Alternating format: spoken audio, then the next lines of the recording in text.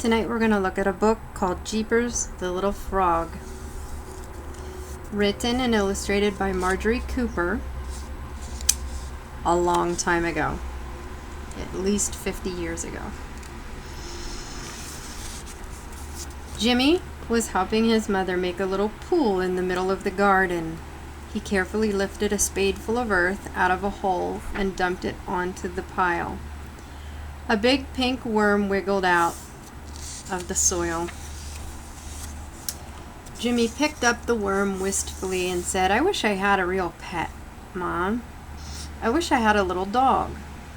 "Perhaps when you are older, Jimmy, you can feed and care for a dog all by yourself," she replied. "Now I think the hole is just about right." They lifted a small tub and placed it in the hole, pushing the earth close around the edges. Then Mother piled some rocks in the tub, and Jimmy turned on the garden hose faucet and filled the tub with water. "Now," said Mother, "let's plant some flowers all around the edge. It will look like a real little pool." Jimmy patted the earth around a pansy plant. "I wish I could have a goldfish," he said. "I bet there are fish in the pond beyond the meadow." I said that funny, the meadow. If Jimmy only could have seen what was in the pond right that minute. Darting about in the cool green water were dozens of tiny tadpoles. They looked like little fish with tails and no legs. Every day they grew a bit larger. Legs began to grow, and then their long tails started to shrink. Finally, there came a day when they had no tails left at all. They could jump and hop as well as swim. They were little frogs. So you can see the tadpoles, and you can see the long tails, and you can see them. This one here has got a long tail but no legs yet. And the legs get bigger and bigger till they're full-grown frogs. One frog, who was bigger and bolder than the others, gave an extra big leap and landed kerplop right out of the pond onto the grassy bank. He was so surprised and pleased that he took another big hop and then another, and in no time at all, he had left the pond far behind. At last he stopped to rest. He was tired. Perhaps he should leap back into the pond. But he was lost. The pond was nowhere in sight. Suddenly he heard something coming, and he hid way down under a leaf.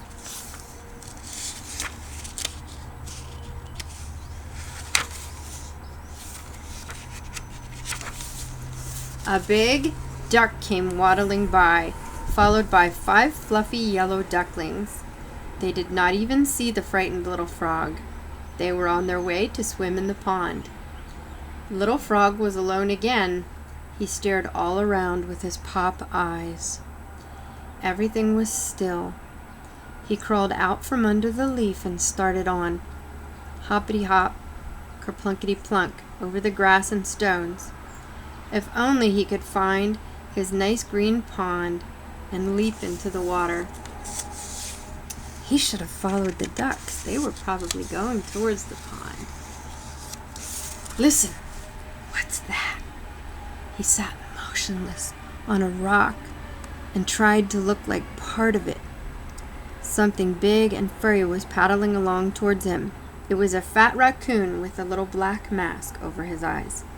He was on his way to the pond, too, where he liked to dip his food in the water before eating it. The bright button eyes looked this way and that. A little frog would make a mighty tasty morsel for his supper. Poor little frog. He sat quiet as quiet, and his green color changed to gray to match the rock on which he sat. If only he could leap into his pond and hide at the bottom. But the raccoon didn't see him, for the little frog just looked like a stone on the rock. So he ambled along. It was getting dark, and oh, how the little frog wished that he could find his home. He was tired and hungry and scared. At last he hopped off the rock and went Hoppity hop, kerplunkety plunk. A big hop over a low stone wall, and hoppity hop, kerplunkety plunk, kersplash. He was in water. Where was he?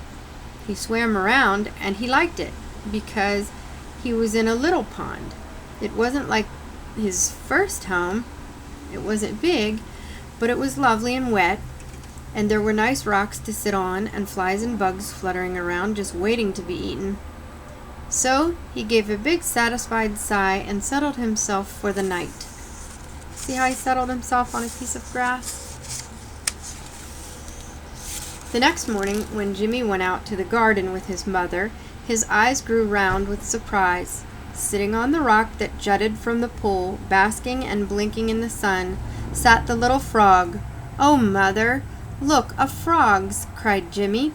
"Oh, jeepers, jeepers, I've got a pet, and one who can feed and care for himself."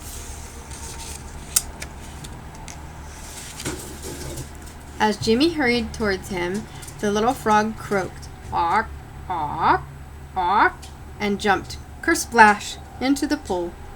He swam around, then he crawled back onto the rock and stared at Jimmy. His little throat moved in and out as he breathed. He seemed to smile and looked contented. "Oh," cried Jimmy, "what shall I call him? What shall I name him?" "Call him Jeepers," said Mother, and that is how Jeepers the little frog came to live in Jimmy's pool. The end. And I have this book. This is a newer book, but it talks about having pets in a jar. See the jar with a piece of screen over top? It's a very big jar with a frog and some grass and sand and stones.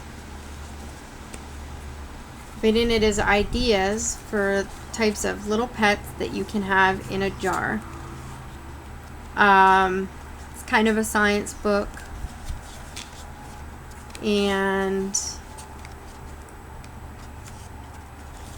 you also can put plants in a jar, like a terrarium, and put some plastic over top of it, or some seeds and some dirt, and whatever you've planted will grow. Then maybe you can reach in and pull it out and transplant it outside. Okay, that is the story and activity today.